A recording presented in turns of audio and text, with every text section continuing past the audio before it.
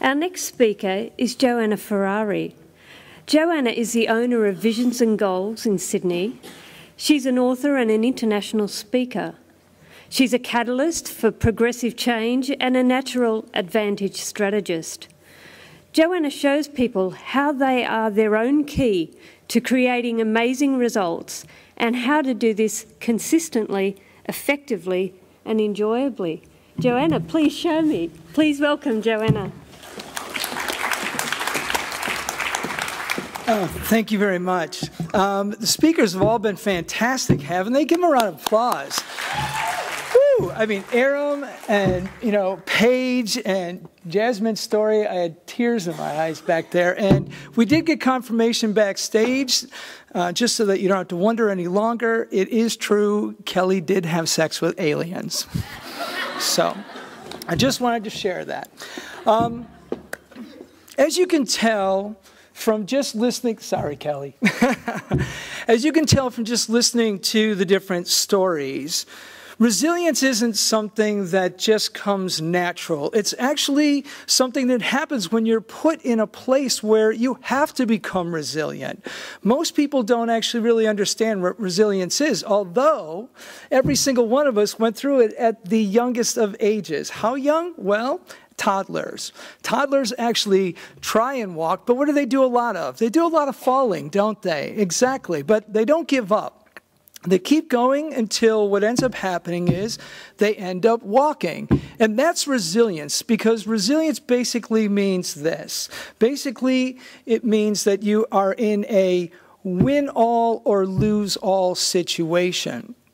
But the thing is, how do you focus on your situation? How do you actually make sure that you are being resilient, especially with all the different things that are happening in the world today around you? It makes it very, very difficult to actually be resilient. And what ends up happening is, as Kelly has mentioned, you end up becoming oppressed, depressed, pissed off at what's actually going on. And it doesn't make it easy to maintain a way to be able to represent who you are. And I'm not talking about transgender. I'm talking about everyone even sitting in this audience. Everyone has, in some time, gone through some type of transition or stood for something in their life. But when you start to take in all the information that comes in on a daily basis, what ends up happening is you can get lost in that. It can change your mind, as Kelly said. She showed you pictures where you could see all the different ways that people describe themselves. And when you're looking at all of those and people are saying some pretty nasty things, it starts to make you wonder about who you really are. And so there's three things that I like to teach people. Here we go. You ready for the lesson? Okay. So there's three things that we talk to people about when we're talking about building resilience. The very first one is to focus. If you were to focus as a transgender person on just all of the statistics that you hear, well, my God, you'd probably become a statistic yourself because of the high amount of suicide rate, because of the homelessness, the depression, all the different things that go along with that. It makes you stop and think, well, why the heck would people go through this type of a torment? And it's not something that you choose to do. And that's part of the focus. That's part of where people need to make sure that they're keeping their focus. It's remembering that if you transition from your head, that's called gender dysphoria.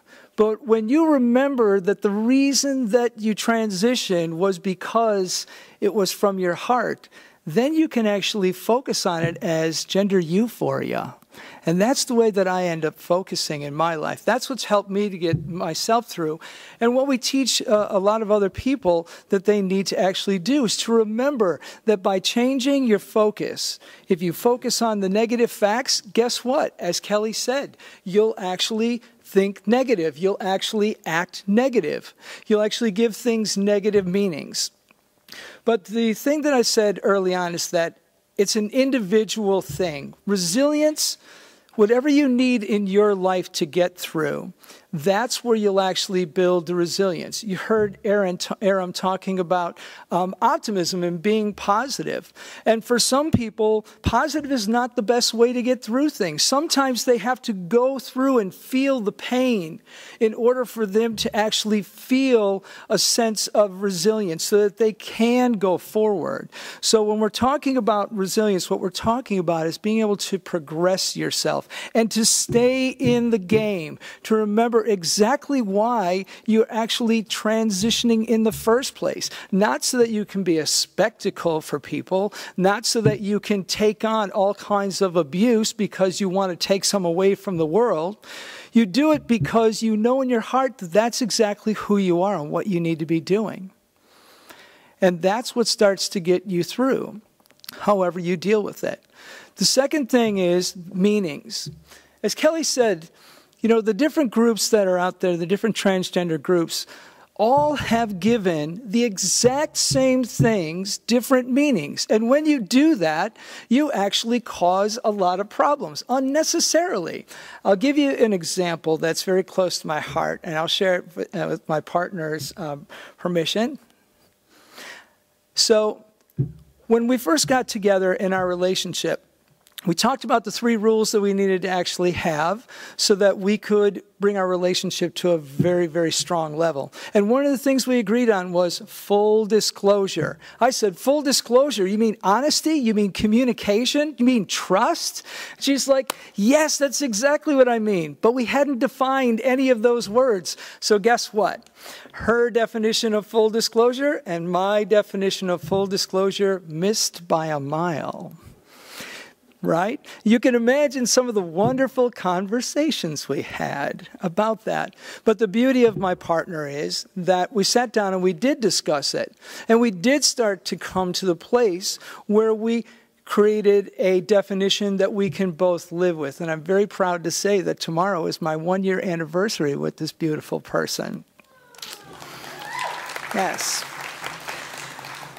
Yes, I just wish I loved her. So, you know, I'm kidding. I love her with all my heart. I'm just kidding. But when you start to look at the different groups and we start to actually finally realize that the meanings, the things we're fighting for are all exactly the same. Okay, have you learned enough? Okay, the last thing is the actions that we take. And as Kelly said, the actions that we take come out of the focus that we have, come out of the meanings that we give things.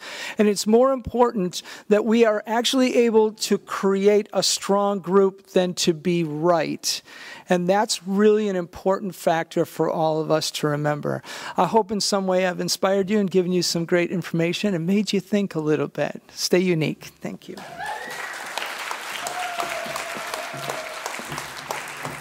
Thank you, Joanna. It was really lovely to hear you articulate that when you focus in the head, it's gender dysphoria, but when you focus in the heart, it becomes gender euphoria. So thank you for that. I will use that.